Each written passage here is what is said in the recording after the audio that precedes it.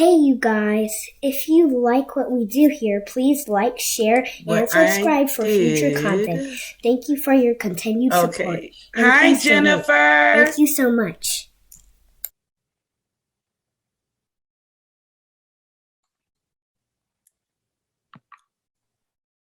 Hello, Jennifer. Hi, how are you doing? Wonderful. How are you? I'm great. Is my phone, can you hear me okay? I can hear you fine. My phone acts up sometimes. Let me get my headsets. Yeah, I can hear you fine. I am so glad that you joined. I'm so glad that you're willing to speak on this because you know how I'm quick to speak when it comes to religion, when it comes to spirituality, when it comes to religion, when it comes to, anything dealing with the self. I'm quick to speak on it. And I know a lot of people, they might not too much care what I have to say because I'm speaking something that's different from what they might be used to, and that's fine, But I want people to understand that, hey, it's not just about you. We all have to be able to share our views. You get what I'm saying? Right. People, I wanted to say that when it comes to a lot of religions, that when it comes to the faith, I'll say that you'll have people who push their faith on you, and it's like, I feel like that's, you being offensive, like you coming off too extra, like you're not even trying to accept me and who I am. It's just naturally, run straight. Definitely. I definitely completely understand that. I call that, for me, I call it religion bullying. Religion bullying. Yeah, or my family is extremely religious and they're Christians, and it got to the point where I'm like, you know what? I used to call them bullies for Jesus Christ. But it was like, if you're gonna get down, if you ain't get with it, you the devil. We're gonna cut you off from the family. Right. And I ain't talked to them about maybe 3 years, and I'm okay with that. And that's how it is. Like, it's crazy to me because a lot of times religion, for me, I see, destroys people. It destroys families. It destroys relationships and connections. That's what I see. And people may not feel that way, but because they haven't left the faith, or let's say they don't see a reason to leave the faith. They are so wrapped up in it that it's like, dag, you can't see anyone else's logic or understanding when it comes to them understanding a different God or even themselves. So, or spirituality to speak. So it's like, dag, I feel it's disrespectful for you to shove your God down my throat and not give me a say so as to say, I'm grown. I think I can logically think this through. I don't need you to push your religion on me, and without you calling me a witch or something, which I have been called. Me too. You too? You got the witch too? Yes. Look, I can say I've been called worse than that, but yes, I've been called a witch too. It's fine. That's the definition of being a witch. I embrace it fully. Right. And I am. Right. I feel the same way. It's like, I really don't get how people will misunderstand the connection with self. I get religion teaches us to look outside of ourselves, but my question was always, how can I truly connect with something outside of myself if I'm struggling with connecting with myself? And I don't think people really paid attention to that, because here it is, I wasn't trying to find God per se. I grew up in religion. It was just, I grew up in a Christian household, so that is what it is. But it's like I wanted to know if this was truth versus I'm just following something to be following it. I'm a seeker of truth first. Sorry. I just want to know, can y'all hear me? Yeah, I can fine. hear you. Okay. So what do you have to say on it, Waylon? I just feel religion it divides us as people, and it divides us from the world, the things that's around us that we should be caring about, and it's putting a focus on something that's outside of us, that's outside of this world, and we put more focus on that instead of paying attention to what really matters, like the planet or the people around us, the animals, all these things. And it's ruining us as like people in general, because it causes so much destruction and wars and violence, but it's supposedly about peace and love. So how can I put my faith in a religion or a God when this whole world itself is so messed up? So that's how I feel. Yeah. Well, I always saw it as when it comes down to religion, I can't speak about all religions. I can only speak truly about Christianity because that's what I was truly a part of. Now, Christianity for me was it changed me, and not in a good way, so to speak. But it changed me in a way to where I wasn't really being honest with myself. I wasn't being real with myself. And I was too busy trying to please this God versus trying to understand situations that's going on in my life, why I was struggling with handling certain things in my life. Because no matter how, if I called it God, I got a response. If I didn't call it God and called it something else, I still got a response. So I couldn't say that this was the God that I grew up understanding or knowing, because my journey was to seek truth and not just to understand what this particular God wants for me. And being a Christian and actually reading the Bible, I struggled with accepting some of the scriptures that was written, because it's supposed to represent me as a person, as an individual, this Black individual, and it sets this race in a lower light. So once I got to see that, it was just like, wow, and it's no different from any other religious story we've heard, because it goes back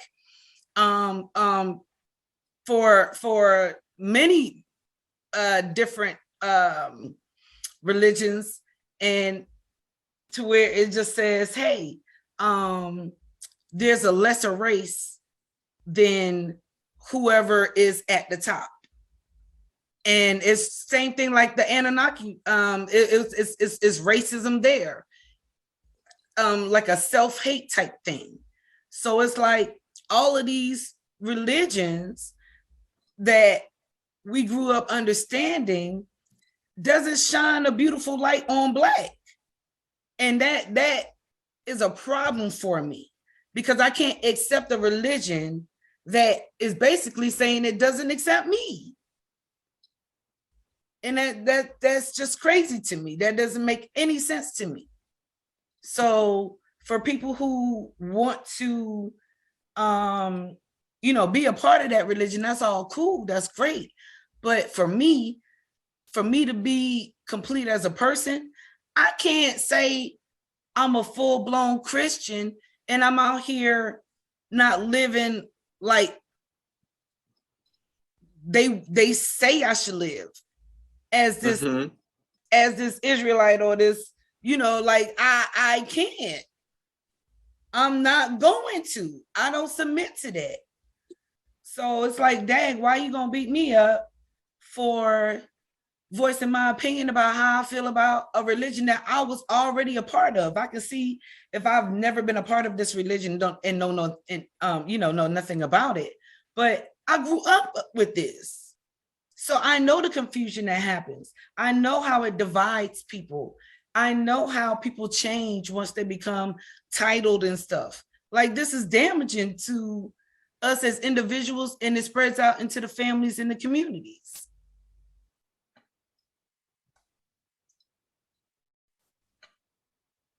I'm gonna try to link this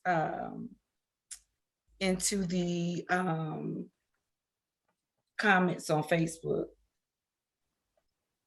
But yeah, I just, that's just one thing that I feel religion, especially Christianity, does and has done. It has divided family members, because once you leave the faith, they no longer accept you. And it's like, why are you shunning me and why you throw me away just because I walked away from that faith? Like, that's just, maybe I've grown from that. Why can't you accept that maybe I understood something or learned something to where I no longer need that? But instead, you get seen as somebody negative. You worship the devil. In order for me to worship the devil, I have to believe in God and that devil. So it's like they automatically place you in certain categories. Right. Facebook got to say. I'm trying to pin the comments in there. So, hey everybody, thank y'all for tuning in. If you feel like voicing your opinion on that, please do share. Let us hear what you got to say. This is the time to speak. No time like now. I mean, since people are actually talking about it, and a lot of people feel like they can't, because they have family members that's on Facebook and YouTube and all this other stuff, and I don't want my family to look at me different. It's sad. This junk is sad. That's the point. If you fear that your family will look at you differently for what you believe in, or in your opinion, then is that really family in the first place? Can you really call that family? We have Christians out here that will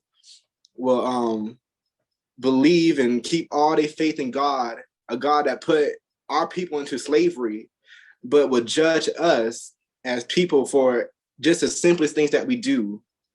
That's anything un-Christ-like. They would judge us, but won't judge God for his wrongdoings. Hey,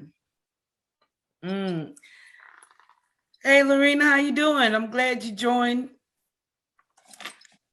I would love to hear what you have to say on this topic as well. But yeah, Randy just joined. I would love to hear what you have to say on this topic as well. Listen, y'all weigh in. Yeah. Weigh in. Hey, I think I think Lorena, she just messaged me. Thank y'all for joining too. Those are my friends. Oh, wonderful. Wonderful. Yeah, wonderful. I'm loving it. Topic. So we're talking about religion. Hey, Randy. Yeah, all things religion. Let it out on the table. How you feel about it? Is it destroying the community? Does it unite the community when we practice these religions? Because like I was saying, I was talking earlier and we were saying about church. And when you join the church, they make you feel as if everybody's being one and unified. But as soon as you leave the church, that connection breaks. They no longer see you as, that sister or that brother that they so love to comfort, that name, when you come in the doors and stuff. And it's like, what happened to all that now that I left the church? Like, I'm still me. So why you can't accept me now that I left the church? To me, that's crazy. I know with my experience, because I grew up in the church, grew up,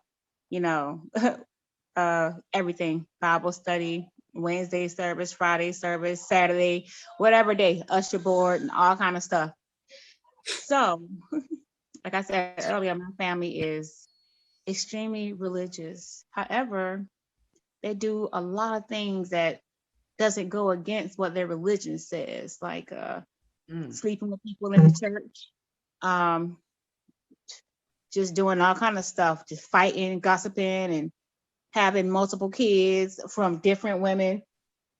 So I've seen a lot. So for me, it's like, I don't know. It's kind of like, it's almost like what's the word? It's like we're putting on a show.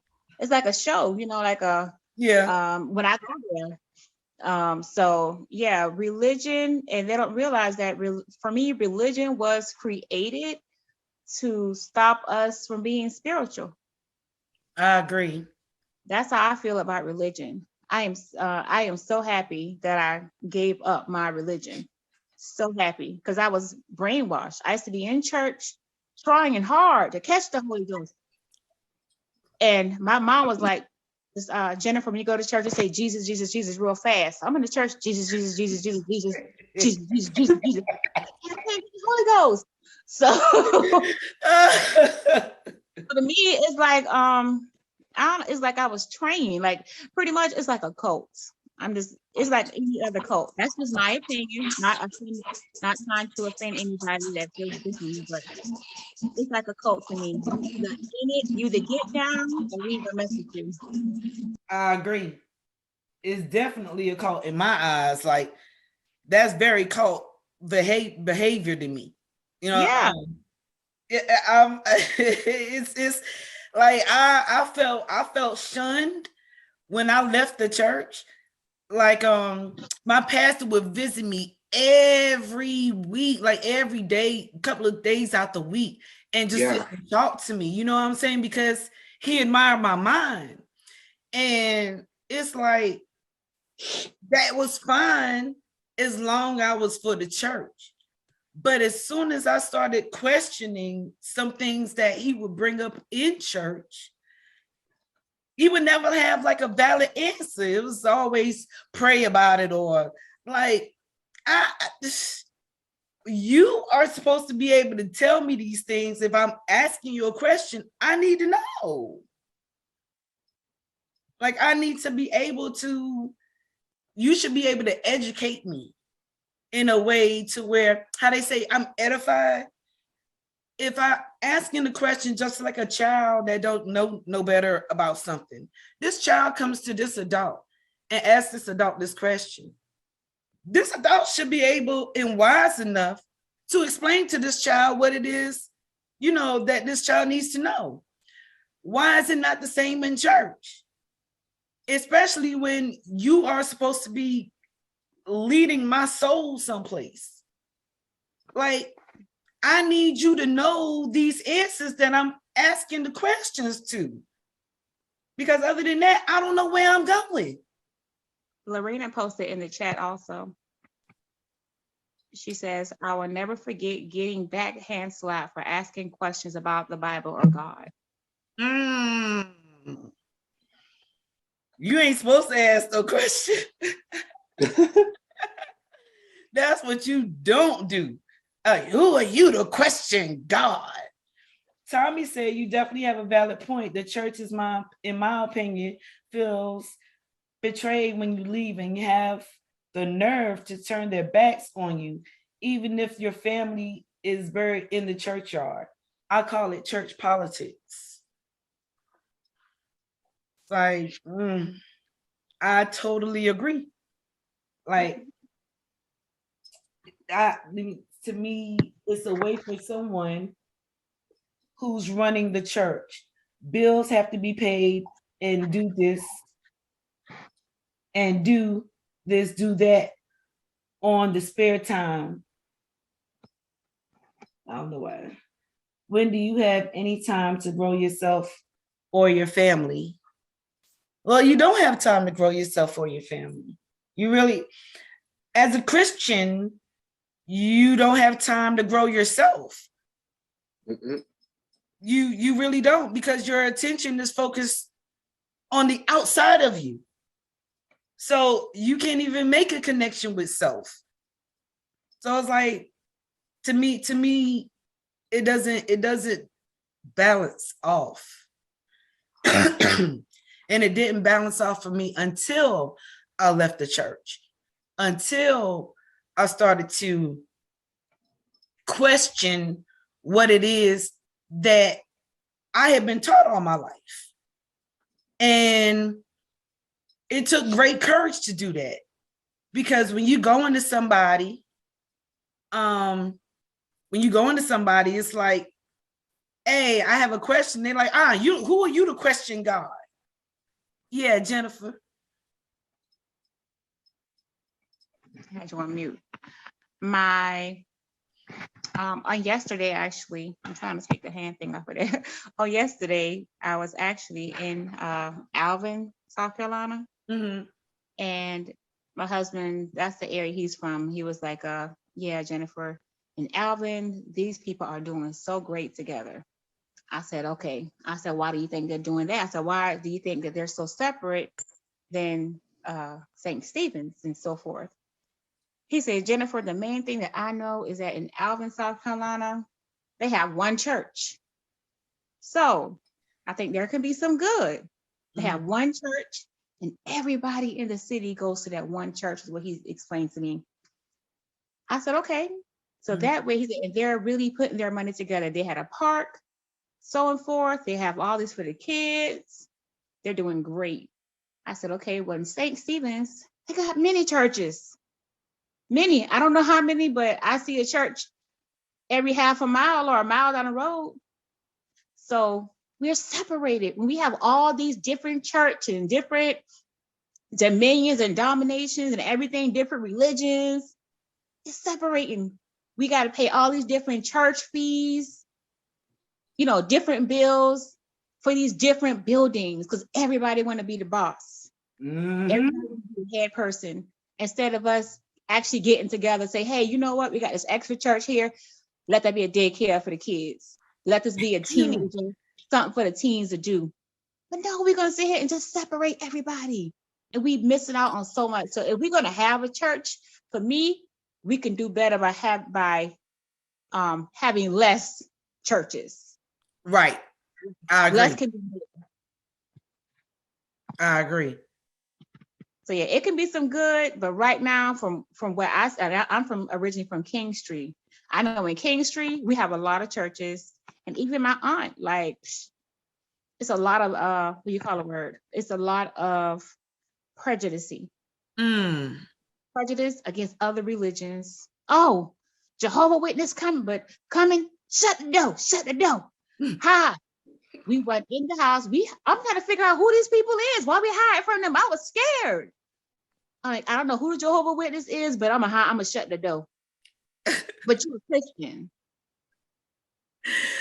Daria, please. Because you said something about I never joined the church. Listen, be thankful. Be thankful. Yo, Jennifer, I know you understand how it can be. Like, it's too much.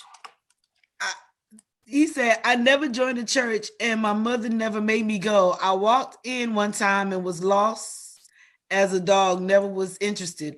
Plus, talk about homosexuality in church. Ooh. Homosexuality in church. Ugh. Well, how they call them, the tambourine playing and stuff. I listen, they everywhere in the church, and as much as they want to act like they shun these people, they welcome them in with open arms because you have them all in your band. You hire them to play music, you hire them to sing, all of this stuff. But you don't like their lifestyle, but you like their talent. Where you do that at? Mm-hmm. Come on, where you do this? The churches that these people are very selfish people because they don't see where they doing wrong. It's like they can see the outside, everybody else is wrong, but when it comes down to the things that they doing, they go blind. I want to read what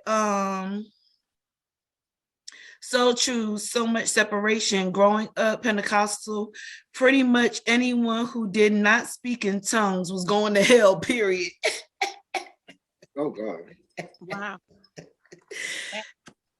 Listen, speaking in tongues, first of all, I'm so confused about how we are getting a message across by saying, shouting out. I don't even know how to shout Shabarosa, and I don't even know how to talk that kind of stuff. Oh my Shata.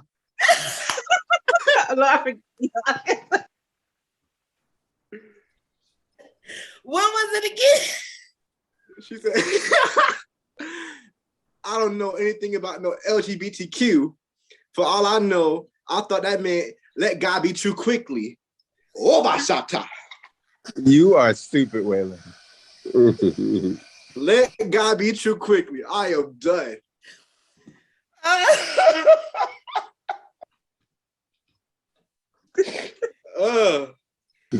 You coming at a Honda? I'm dead. And that was Kim Burrell. Let God be true quickly. Dang.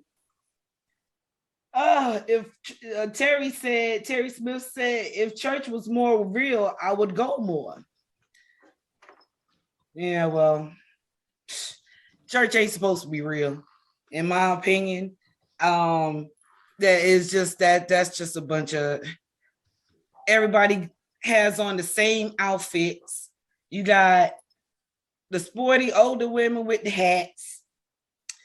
You got the younger, more still out in the street more than in the church. They dress kind of conservative but sexy. And it's like everybody has their uniform, but nobody is actually wearing the character to go with those uniforms that they wearing, except for when they go to church. When they leave out of the church, it's every cuss word, a bunch of arguing and fussing, a bunch of hatred and stuff that you went to church to get this off your heart.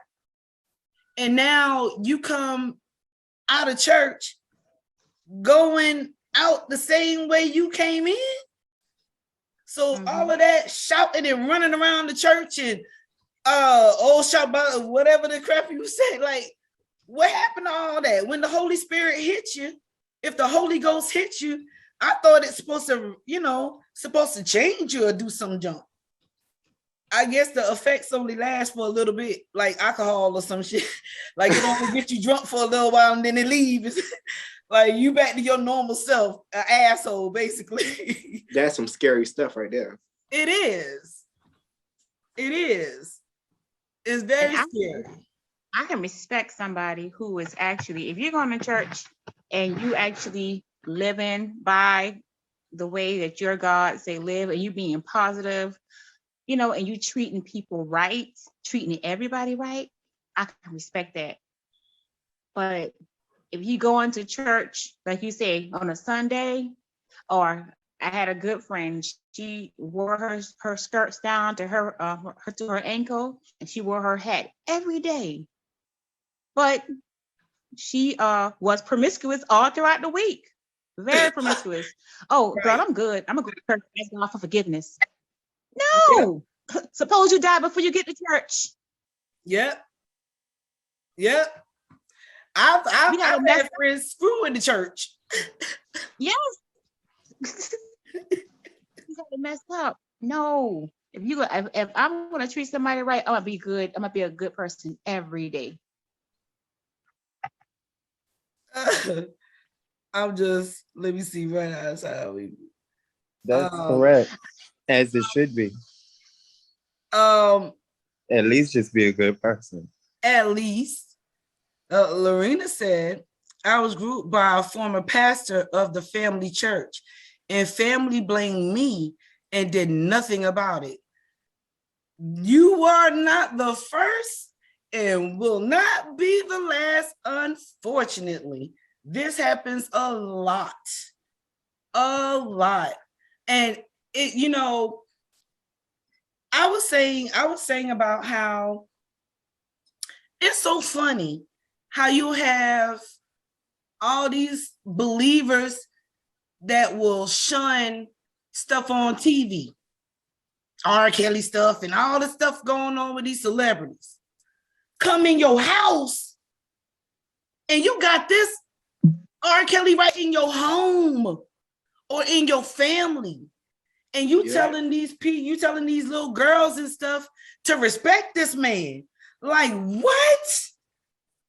This your uncle, your cousin, your brother. You gonna tell them he's molesting the kids in the family. You gonna talk about some, give him respect? Like, it's that junk is crazy to me. And I don't get how it's like, why are we not saying anything in the church? Like, these things need to be spoken about.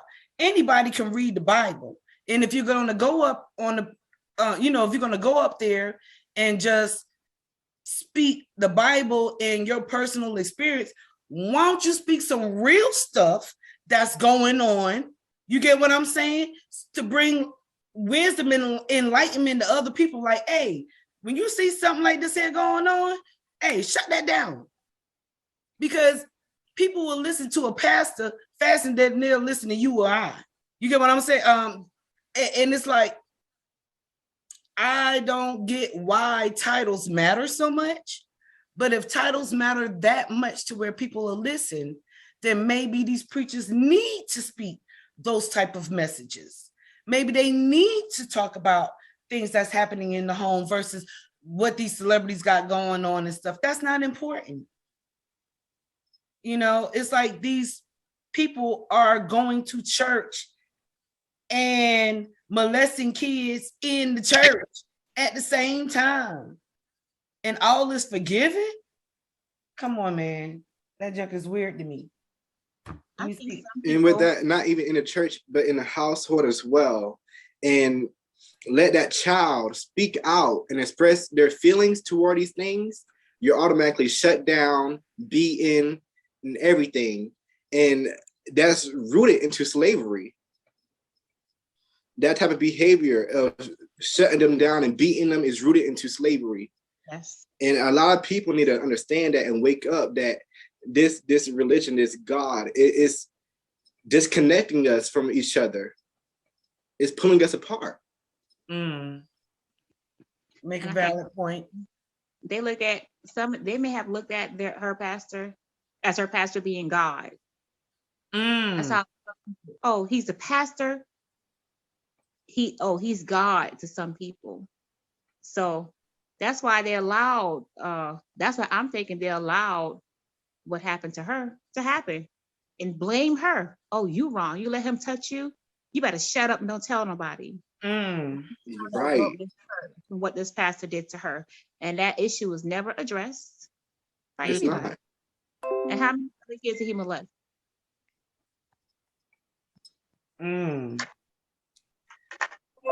I've heard that said many times. That's a cult. The pastor can do what he want to do.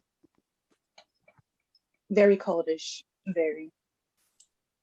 Yeah. You put your faith in this God. Hey. And he's allowing all these things to happen. What God allows children to be raped, children to be abused, children to be sex trafficked into like all these different things? And how can you say there's a God when all this stuff? It's crazy because it's written in the Bible. You get what I'm saying? This God allowed this. In fact, this God told kings, go in, slaughter everybody. The children, you can take the women if you want, you can take the kids if you want, do what you want. Like, Sodom and Gomorrah. That don't make sense to me. How can a God that loves the world, meaning you're supposed to love everybody of every race, how can you pick and choose races to be over other races? That don't make sense to me. That's not a God I want to serve right there. Nah. You trying to be dominating about races and stuff like that don't make sense. And why even send your son if when he came, slavery was still in effect around the world, but he didn't come to speak enlightenment to those people and say, hey, cut this out. This is what we're not going to do anymore. No, he came and spitting in people's eyes and shit, healing people and that. No, man, come on. Slavery of whole races was going on at this time when you came here and you did nothing. You said nothing. So like, why am I because it's crazy because people still dealing with this today. So the one thing that people still dealing with and still trying to fight and get freedom from today, you mean to tell me you didn't know that this was going to continue on, and you didn't think to say, hey, maybe I should go ahead on and put an end to this? Yeah, Darian.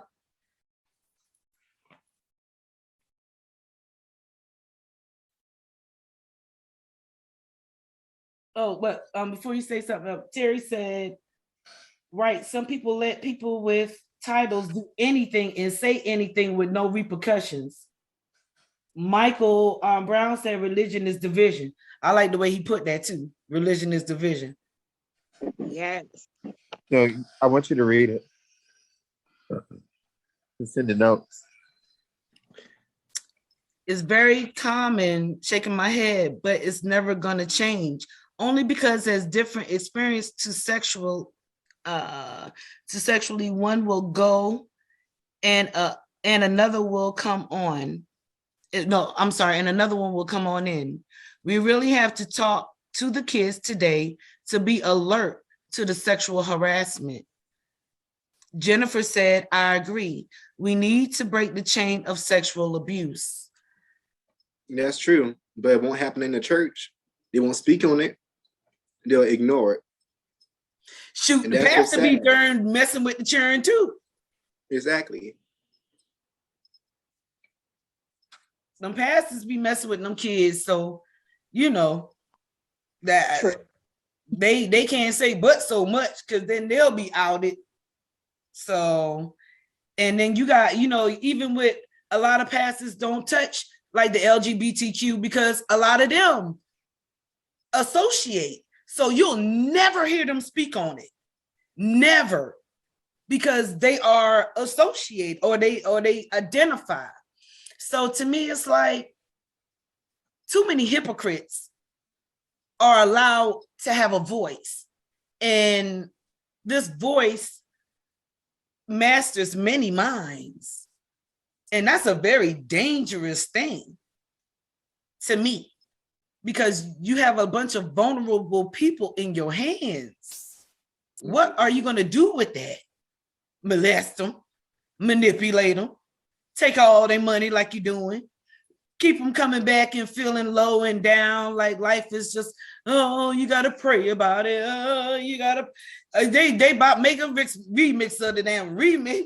Oh, you gotta pray about it. Just pray about it. Just pray about it. Oh, you gotta. I'm tired of hearing that.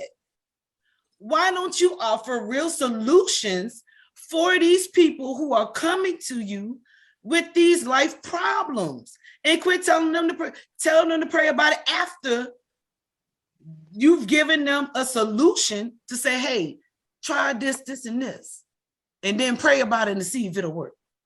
They don't do that.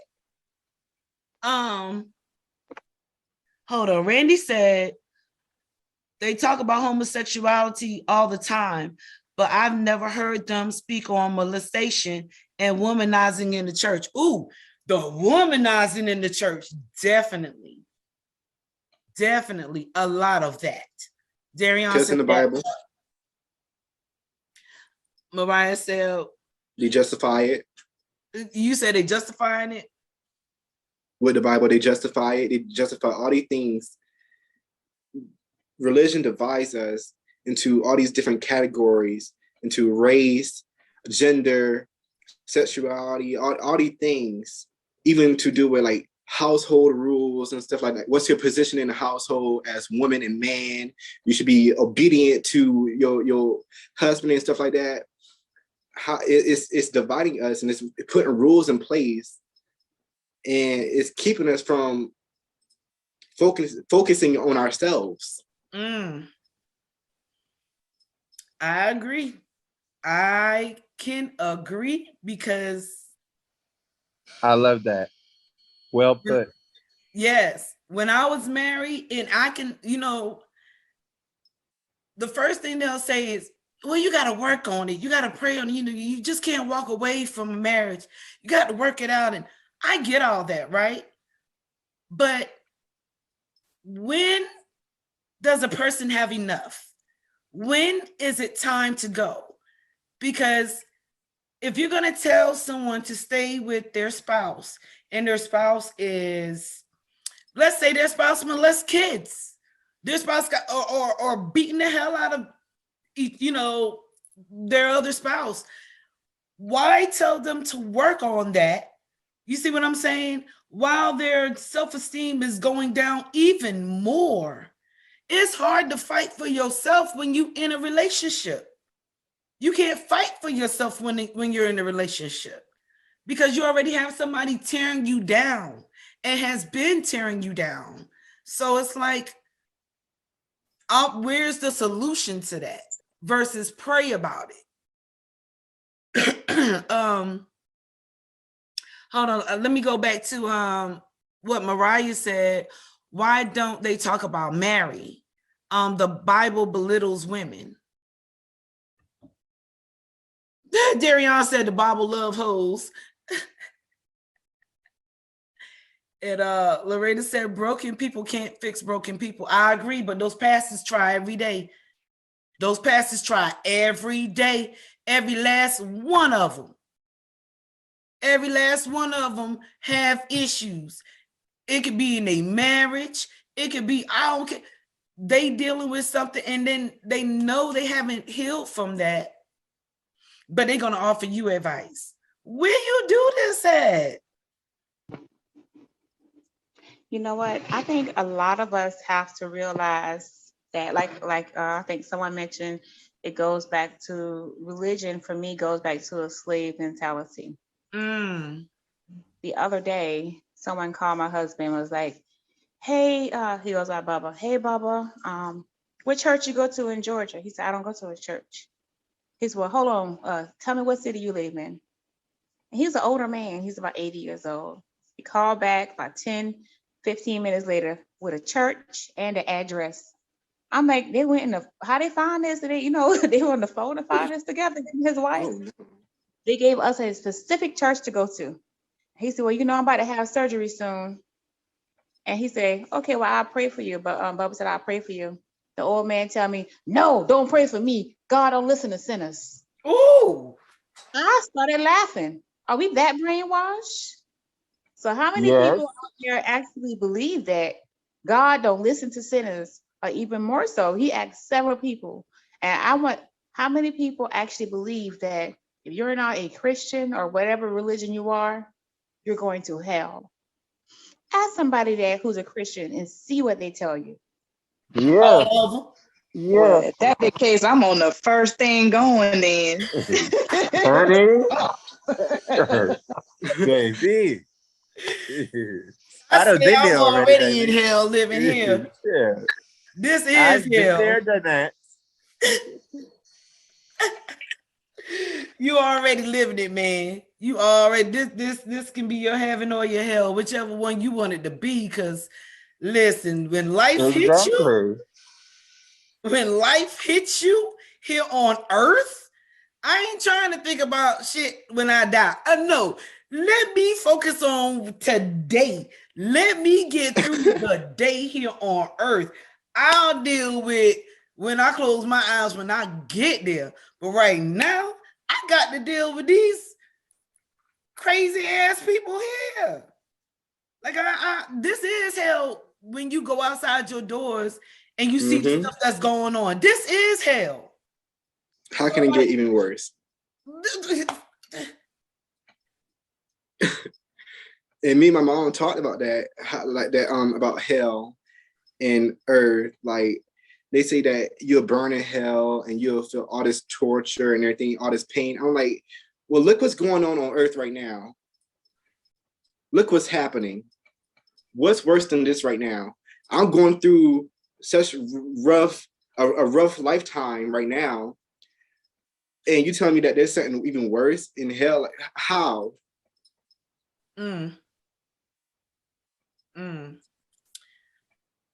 It's like at the end of the day for me, I can't focus on, you know what I mean? Like, this is how I see it. We come here for lessons. You're gonna mess up. You know, people want to talk about Jesus don't listen to sinners and stuff, but he came for the sinners.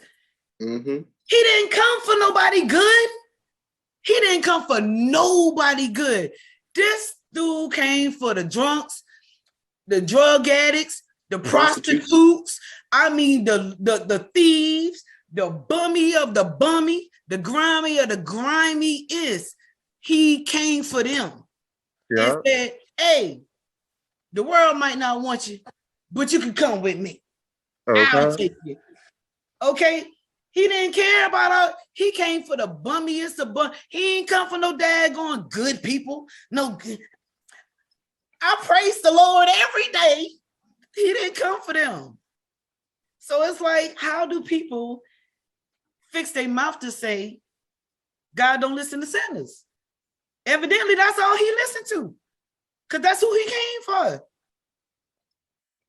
But if you're going to speak your Bible, speak it the way it makes sense. But don't speak your Bible and don't know what it's even saying. Because then you look stupid when I say he didn't come for no good people. He came for who? Everybody who they say, oh, you a sinner? He said, I'll take you. You ain't got to deal with them. I'll take you. Come with me. And why would he have done such a thing?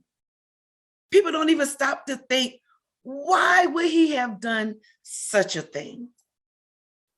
Down to the point where the man get supposedly crucified between not a hoe or alcoholic. He got crucified between who? Two thieves.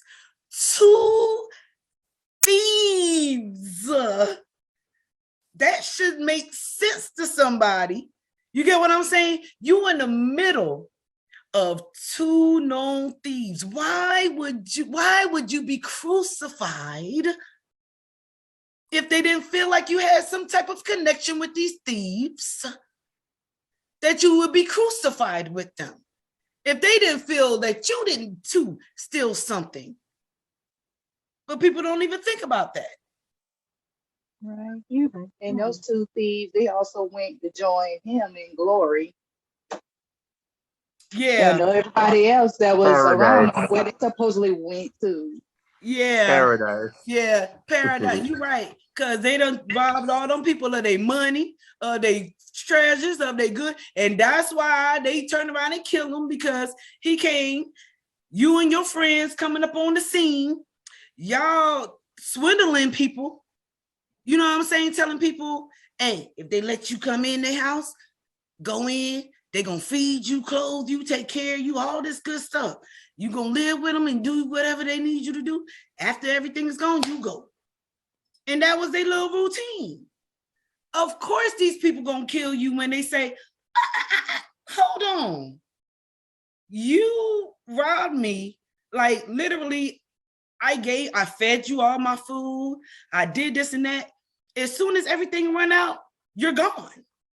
So yeah, he's gonna, die between two thieves, because you came and robbed these people who, for one, you came to them because you knew what from the Old Testament, they lacked knowledge anyway. So you already knew that you could manipulate them because they was naive. And these was your mother's people. And Mariah made a point about why don't they bring up about the mother, because she's Black. So we're going to tell a story. We have to tell the truth. The reason why they don't bring up Mary and talk about Mary, because Mary is Black. And the father, let's be real, he was a white man who was a king. So yeah, you having sex with a servant, this Black servant, and she gets pregnant with your child, your wife, who's like you, she ain't bearing no children. You out here having all these kids like they do. They have all these, what they call them, bastard kids spread all around. This queen like, I ain't about to let this little bastard take all my inheritance. So why would somebody be out to kill you? Because what I would imagine, your stepmama, because you did have a daddy, okay? I don't care how high he was, ain't no magical sperm drop nowhere. So you did have a daddy who they called the Most High, your Highness, who was a king, who had this young Black girl, had sex with this young Black girl, got this young Black girl pregnant, had her raise this child by her daggone self, turn around, this kid goes off, he's got to be running from this place because your wife's still after him. And then you got a brother who is actually the king, because the queen actually ended up having the child. So now the king's heirs passed down to the brother. And so now the brother who looked like the daddy, who is also white, he's known as the king. So now you talking about something, you the king, and people looking like, I don't think so, because I don't think the king has Black children. And you like, nah. But see, he was biracial. Nobody want to talk about that. And at the end of the day, even if he was biracial, guess what he did? He deceived his mother's side, the Black side. He deceived them. And that's why they came after him, and that's why they killed him like that. If you're gonna tell the story, tell it right. When they say these things are allegory, they're not saying that it didn't happen, but they saying that, okay, I'm telling you a story to tell you about another story that happened somewhere else. And, so it ain't no magic. Only because that story is going to repeat itself, and repeat itself, and repeat itself, and repeat itself, as it did. Yep, the bed witch woman, the Black woman, we the bed witches, that because, and this is what, because of them, they wrote it all. You know what I'm saying? They wrote all their secrets to say what they did to dismantle this race of people. And it's like, why would this God allow this race of people who already did so much destroying, so much terrorizing, so much damage to cities?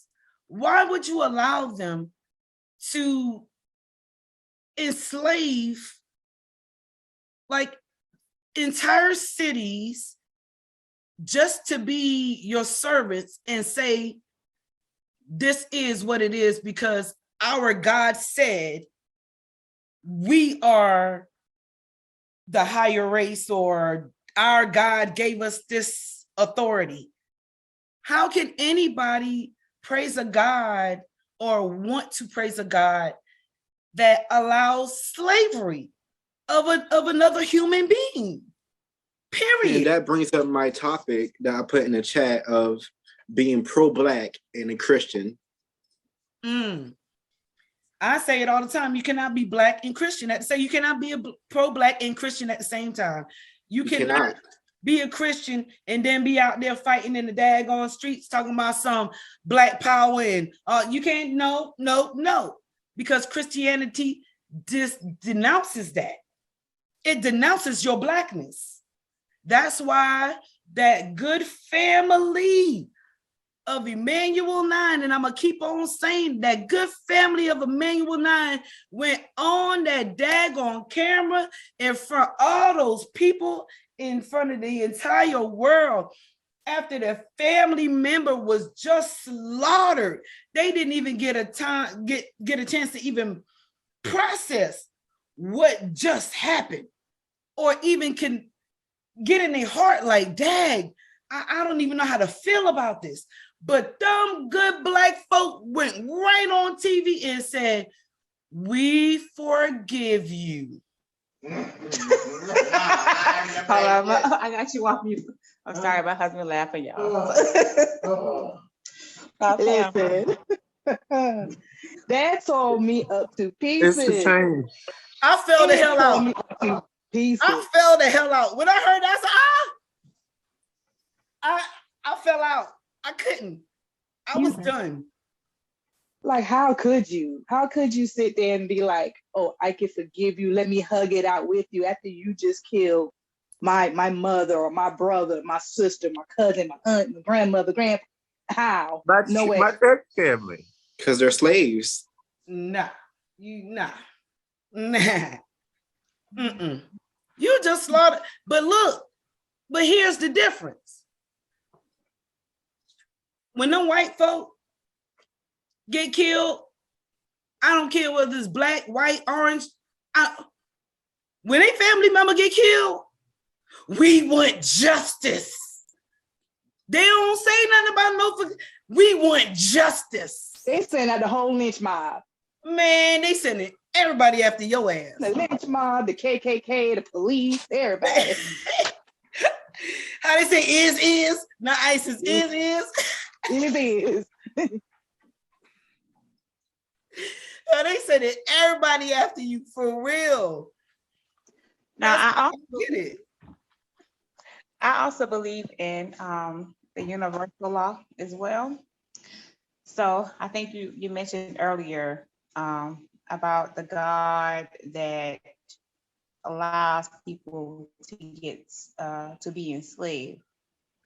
Now, melanin people enslave, I guess the so-called white people for a long time too.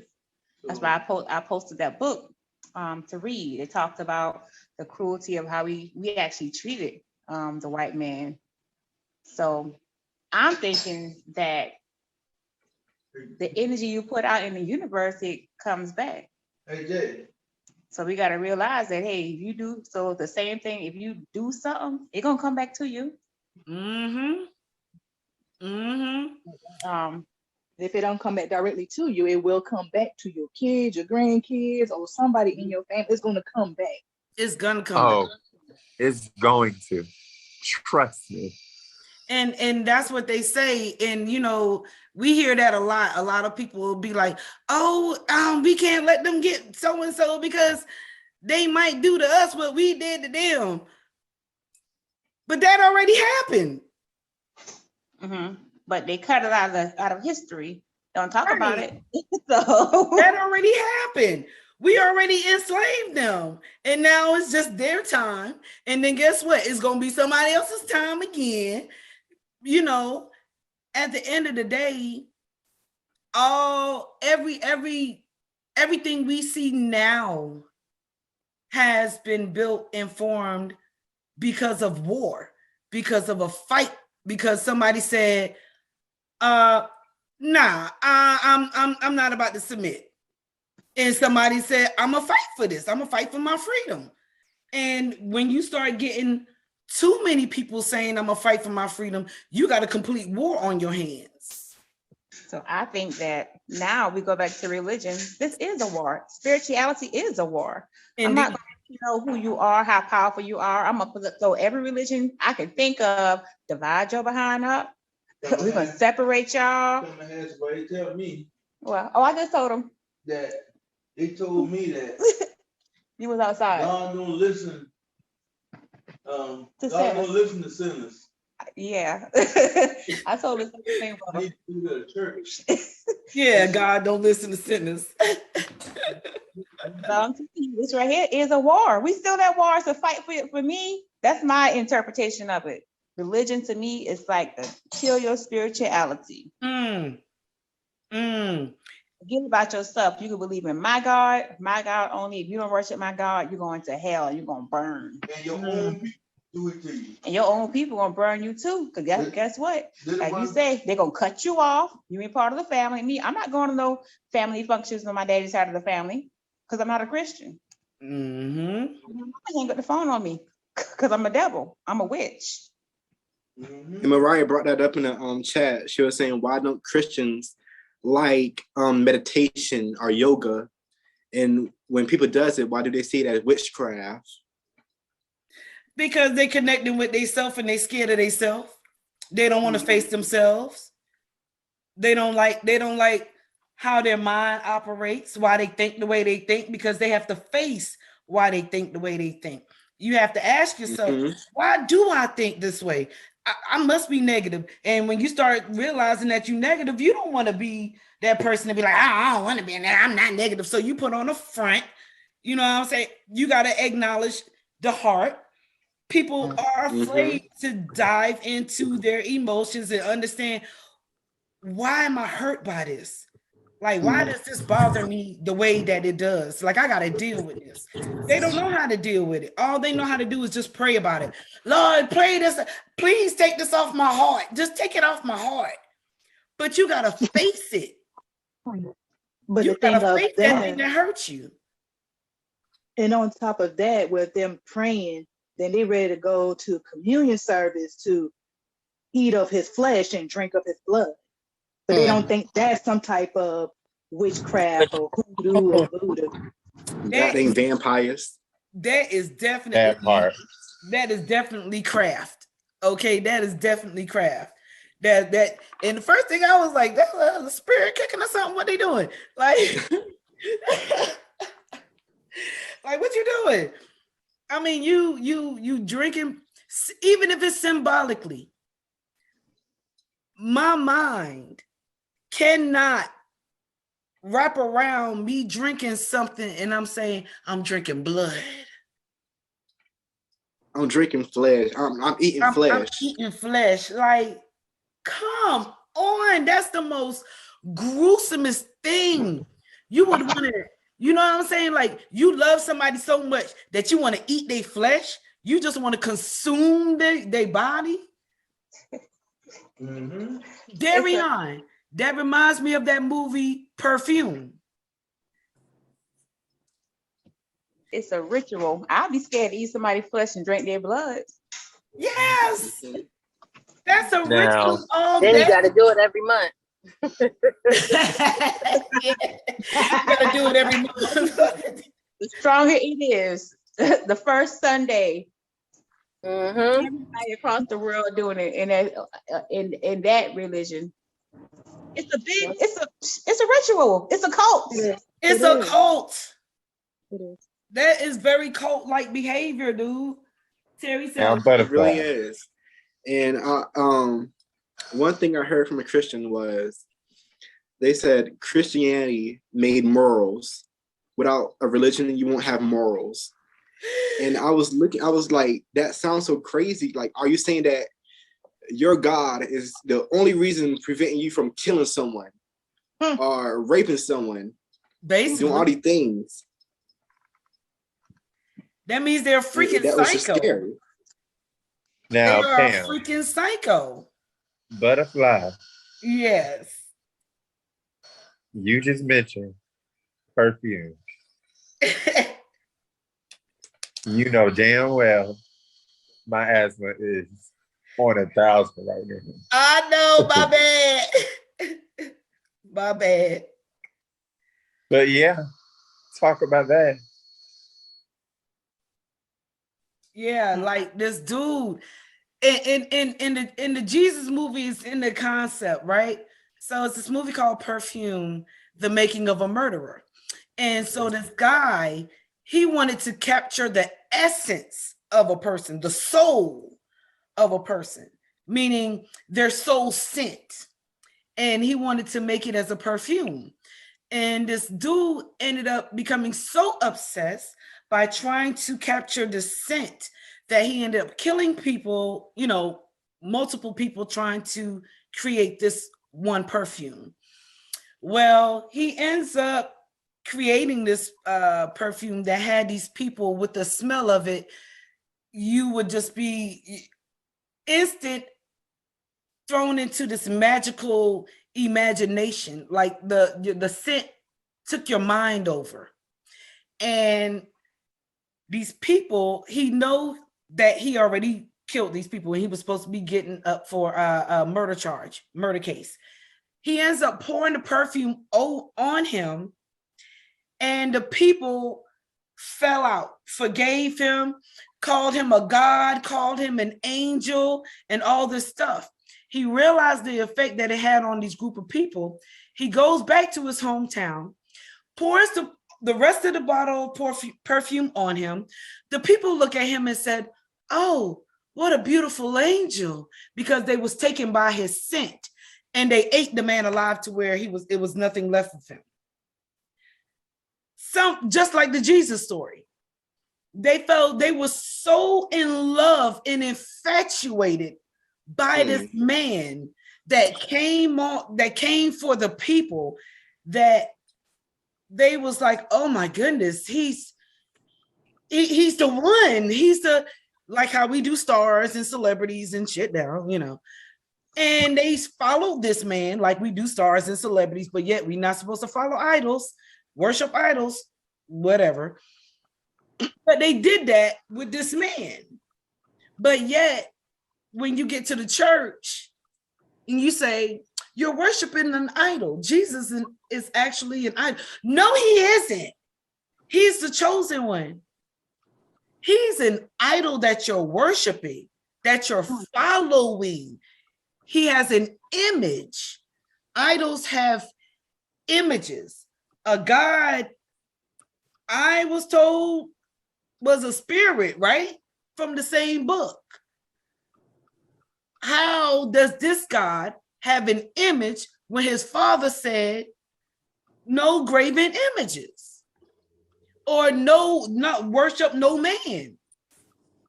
But your son came. How's your son you? And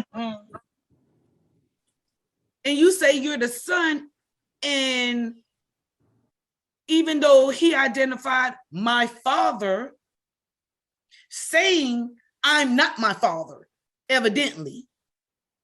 So that's showing two different beings. But the people don't follow God. They matter of fact, they shun the God and say he's evil, mean, and all this other stuff. They don't even follow this God, but they'll go and follow the idol, the man who came.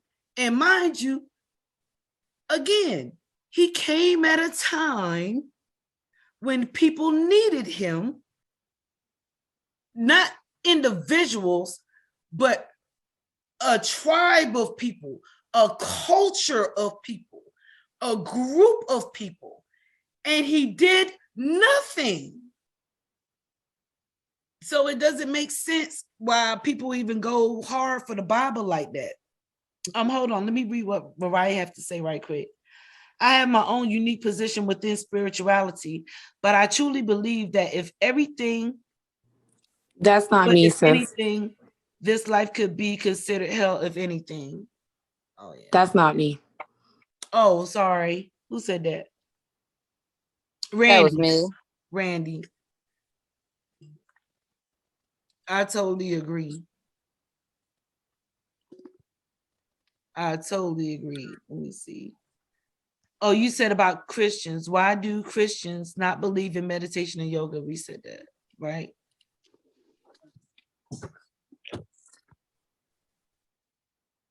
They don't realize it's conflicting because they will turn around and say so, and so must have put blood in your spaghetti and put roots on you.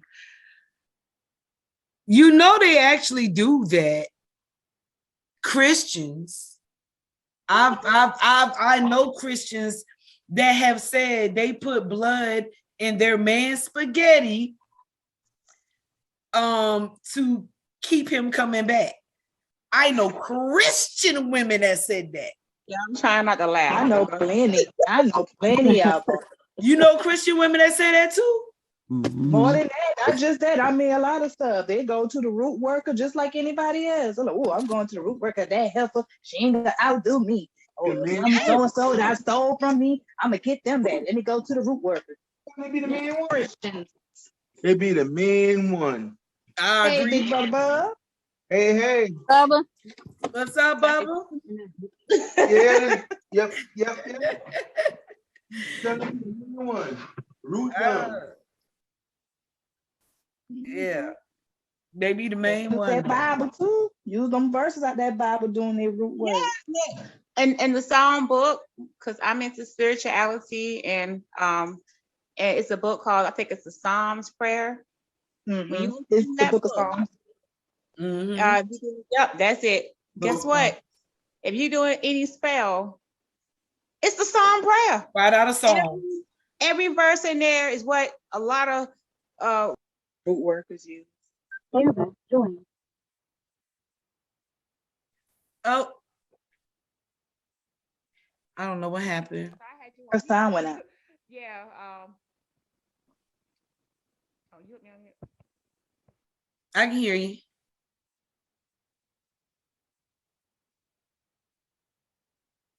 What happened? Hold on, let me see what's going on here. Oh, there she go, I think. Hello? Yeah. Yeah, there she go.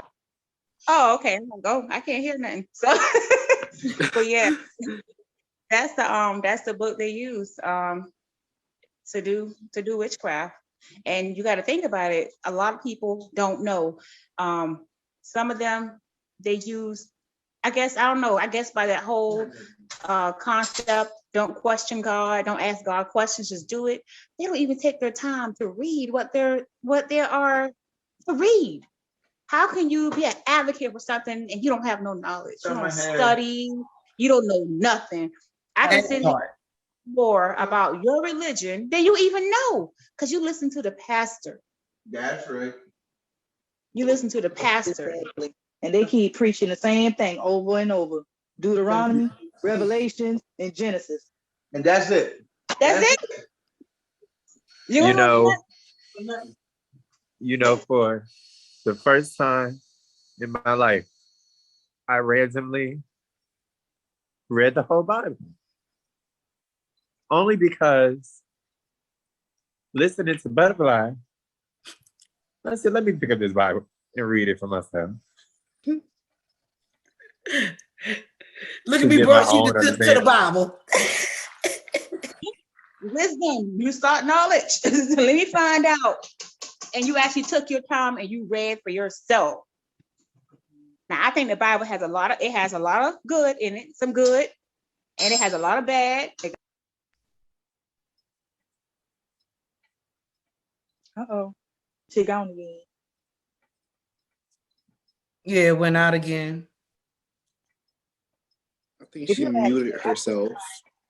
I think the Bible really consists of different religious background, and they just put it all, but Christians try to put it all into one book, to their book, to say, oh, this is what happened, this is what we come up with. But if you look at the Quran and the Hindu Bible and stuff like that, they pretty much the same. So agree. It's just like, you know how they say Christopher Columbus discovered the US or whatever. That's all what happened. Like these conquistadors or these nomads go out to these different countries and they see how they do their religion and they're like, you know what? Oh, this is how they control their people. This is how they control their people. Oh, so guess what? I'm gonna take all of this and I'm gonna put it into this book and I'm gonna control the universe or try to control the country or this globe or the earth. So that's how I feel like what the Bible is. It do have its truth, but it also got its lies in it too. Agreed. Yeah. Agreed. Let me see. I ask a lot of people, hey, do you even know where the Bible? Well, it's so many different Bibles. No. Who wrote the? Well, he didn't write the Bible. Tell them I'm a barber, and I ask a lot of Christians. Baba, hold on, baby. Look, I think he's going by the Bible now. He's trying to be the head. I'm talking about you. But what I was saying was, I'm sorry, I lost my train of thought. I already asked him that question, Bubba. You was outside. I'm sorry. That's okay. But yeah, if I remember, I'll say it again. As you know, we were talking about the Bible itself about copyright, and I was saying that I had this conversation. My sister and I were talking, and we were trying to. I was saying about who wrote the Bible, and she was like, "That's God's word," and I said, "That's not God's word," and she said, "But it's inspired by God," and I'm like, "Yeah, well, who can write words for God? Because if God has something to say, you know what I'm saying? Like, first of all, is intelligently designed as this God is, I'm sure it wouldn't use paper, something that can be destroyed, for us to,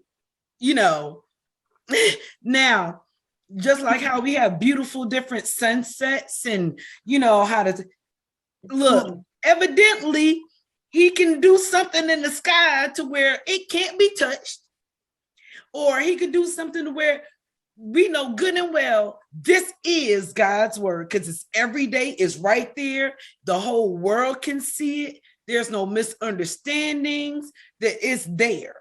But for some reason, none of these gods, not one of these gods, not now, not then, has ever written anything to say, I exist.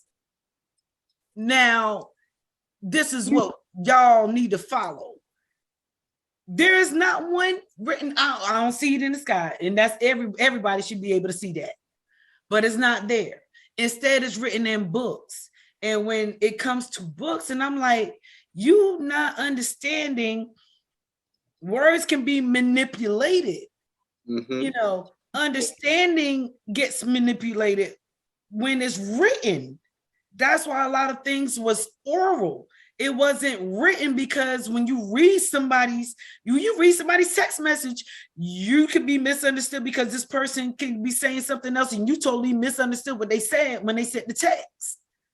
So it's like, but if I can verbally speak it to you, you get my temperament, you get my attitude, you're getting the words exactly how I'm telling you, so there is no misunderstanding.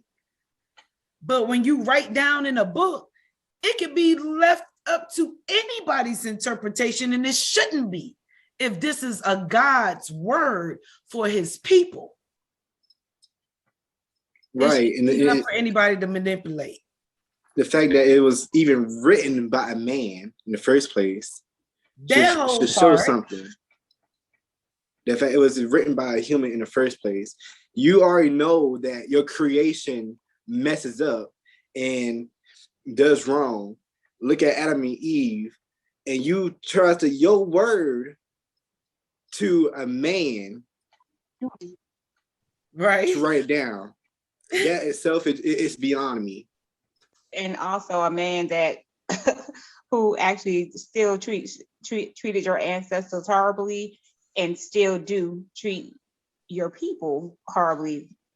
Not everybody, but it still exists. So we got to just stop being scared. I'm not saying change your religion, but at least open your mind and say, hey, I'm not afraid to study. Are we talking about King James here? Yeah, and here's the funny thing about King James. Hold on. How this man inspired to write the Holy Bible, which is supposed to be a good book, but was he not inspired when he wrote the book for the devil too? Yes. Was he not inspired when he wrote the book for the devil too? Let me tell you, I done got cussed out from the rooter to the tutor when I mentioned that to some family members about them. Some said, "Oh, the King James Bible, that's the truth. That Bible was well written." I said, He also wrote a book, another Bible called Demonology, which he practiced it. That's not true. No, it ain't. Pull it up, show them. It's on Amazon. There it is. Who it says written by? Oh, the same person that wrote your Bible that you follow so closely. And there's like anybody can write a book and everything. I'm like, okay, of course. Like that's the whole point. Anybody can write a book. And he was anybody that wrote a book. Anyone. Yes. So how you putting your faith into this one book but ignoring the other? Right. He wrote that too. And he was inspired when he wrote that too. I'm pretty sure if he was inspired when he wrote the Bible. And the thing about it, when he wrote the Bible, it really wasn't supposed to be leaked out to public. It was supposed to stay within his family. So he said it was a manual for his sons to carry on, to keep the people, his kingdom, submissive to them. But it got out to other people that say, "Oh, I want to be a king too," or "I want to be, so this group of people, that group of people, and that. Agree. Oh, I think you went out. You was coming in, but you went out. Uh-oh. No, you back in. I hear you. Okay, good. Yeah. But Randy, you wanted to say something? No, I'm just finally able to sit down and hop on. Oh, okay. I'm just soaking it all in because I'm still, new to opening up my mind. Not too long ago, I was still in the church. But this past year has been a journey for me. So I'm just learning, soaking it in. Jen got me on this call, so thank you. Oh, wonderful. I appreciate y'all. Yes, thank you for joining. I appreciate you weighing in. I see where you put, I find myself in a unique space. I practice the craft. I go to church. I believe. Let me go back. I'm sorry. In the concept of Jesus, I commune with my ancestors. I don't consider myself Christian anymore, though. Very unique space.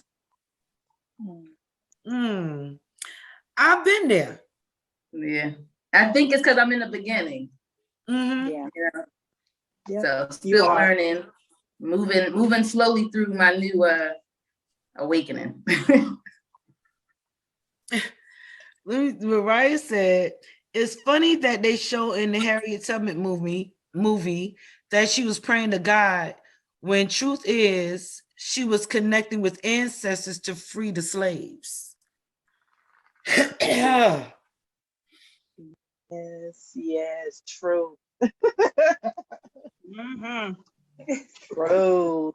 They like doing that. They like throwing that into the movies where they know that the majority of Black people will look into it and pretty much follow whatever they put in there almost. So of course they're gonna throw in, "Oh yeah, she prayed to the purest white Jesus and he saved the slaves."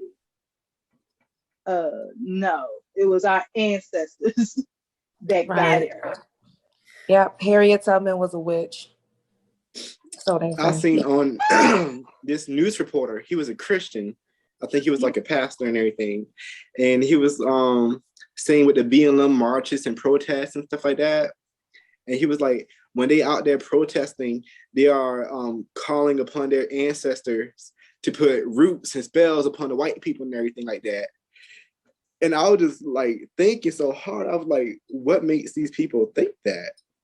Why anything that has to do with pro-black, why do you think it's evil? Part of the brainwashing. Exactly. But I don't think they know it's not evil. They just don't want it to happen because they know once, because so many of us is awakening. This is awakening time. Some of us is awakening. Right. So because of that, they're scared. They're like, oh shit, they're going to get our asses back. So they don't want us to find out about our spirituality. They don't want us to connect to our ancestors. That's why they want to put it out there. Oh, you speaking to your dead mom or your dead daddy? Ooh, that's the devil. You better not do that. That's evil. But it's okay for you to speak to what y'all call the Holy Spirit. That's not alive. Speaking tongues. Okay. All right. So, all right.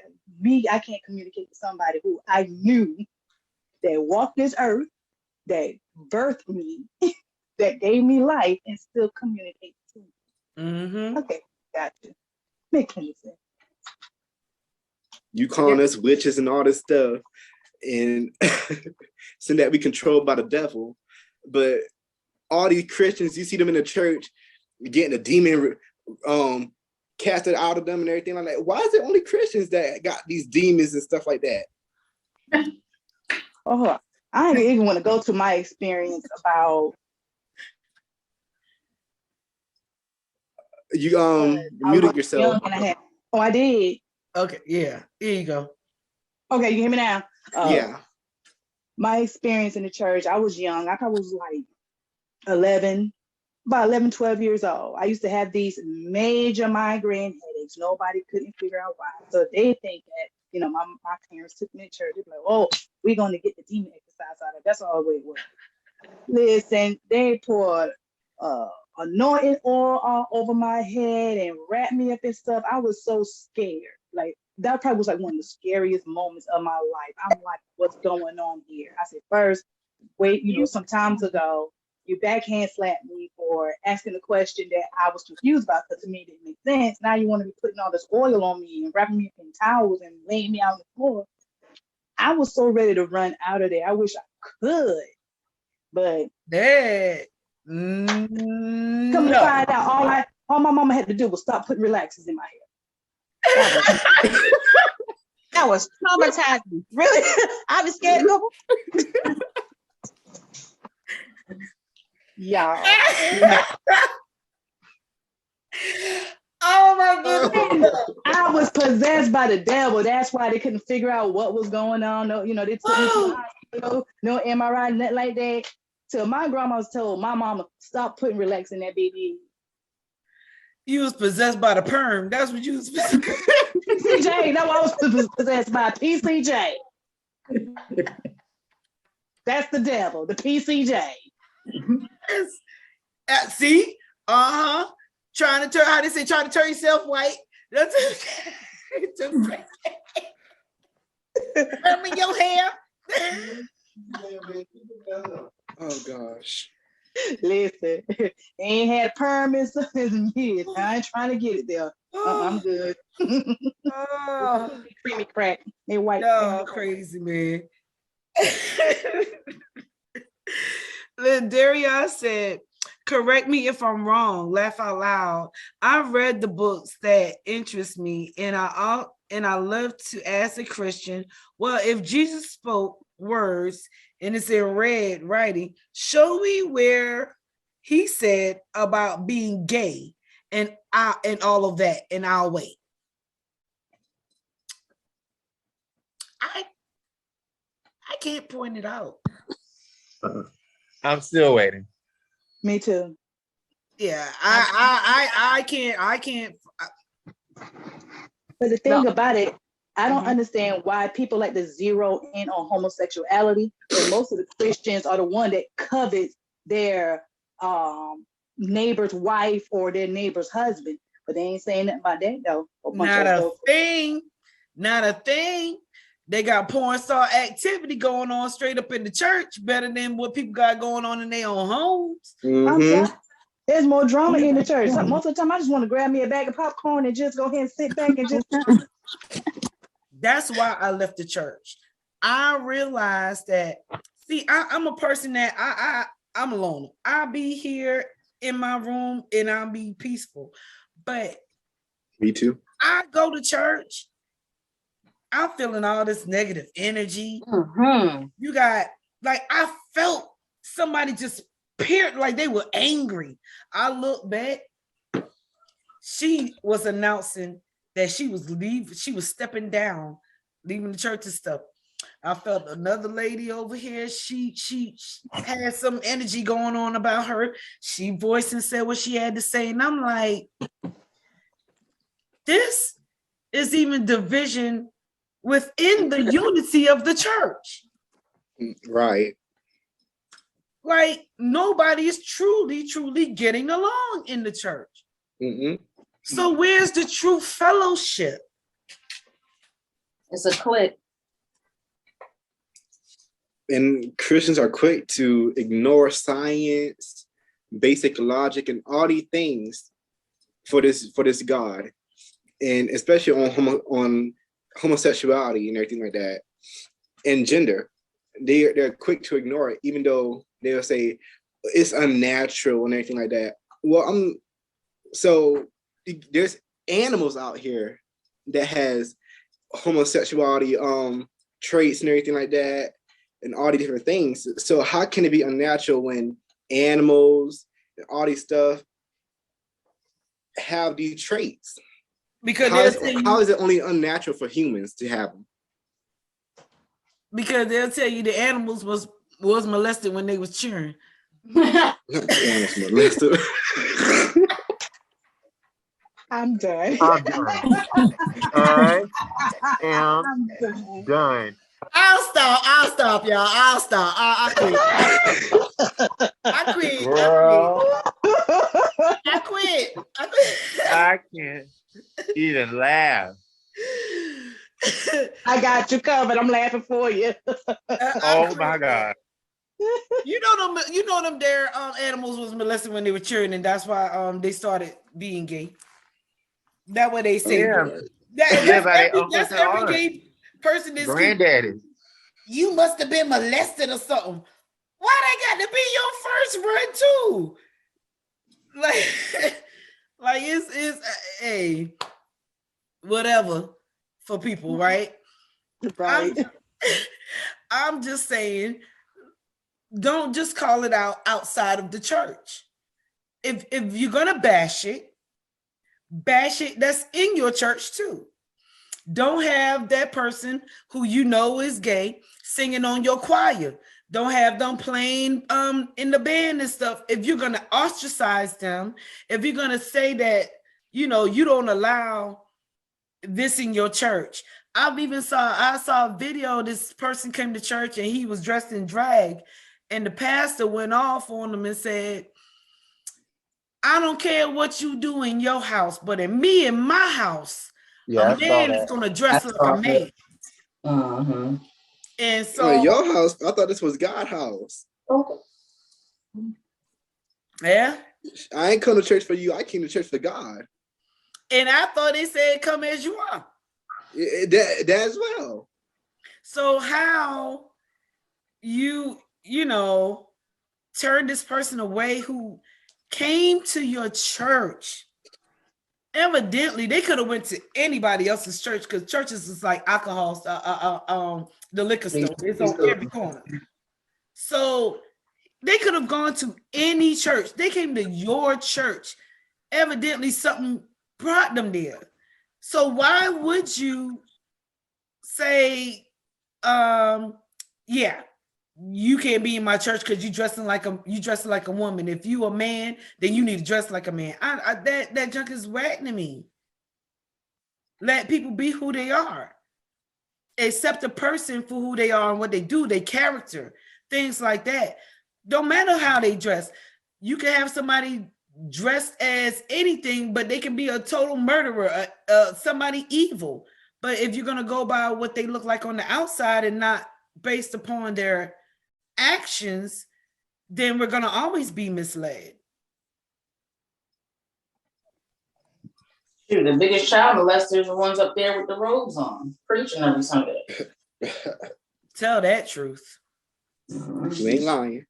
Tell that truth. Listen, I would love to have another segment talking about all things religion. And I really enjoyed y'all joining me tonight. I know we covered a lot. We talked about a lot. Facebook was people was weighing in. I really did not expect them to weigh in like they did. And I didn't want to keep y'all guys too long. Now, unless y'all want to continue this thing going, that's cool. But I didn't want to take y'all night up. Jennifer, I know you're on, you're enjoying yourself. And I didn't want to ruin y'all night with just us talking. I do want to say this. I know that you invited lots of people to come. And in all fairness, I think it'll be so awesome. Maybe we can get if you do decide to have another religious, I had to sneeze, excuse me. If you decide to have another discussion on religion, maybe to have a pastor or two online, I think that'd be good. Okay, I can go ahead on and schedule that, and I will definitely let you guys know. Definitely, I like that. I like that idea. Hopefully, I can get some pastors that's not going to be afraid to speak, and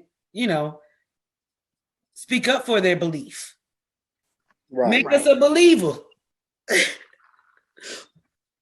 But yeah, I just want to thank you all for joining me, y'all. I really appreciate all of what y'all weighed in on. Y'all had so much positive information that I feel is going to enlighten a lot of people who are leaving religion. They have a hope to know that they're not the only one who's going through maybe being shunned from their family and stuff like that. So I'm glad you all spoke up and let people know, like, hey, y'all not alone. I really appreciate you joining this podcast with me. Glad to be here. Yes, thank you. You guys, I thank y'all. Love you all. Peace. This is Godspell, and I am out, you guys. Good night. Good night. Good night.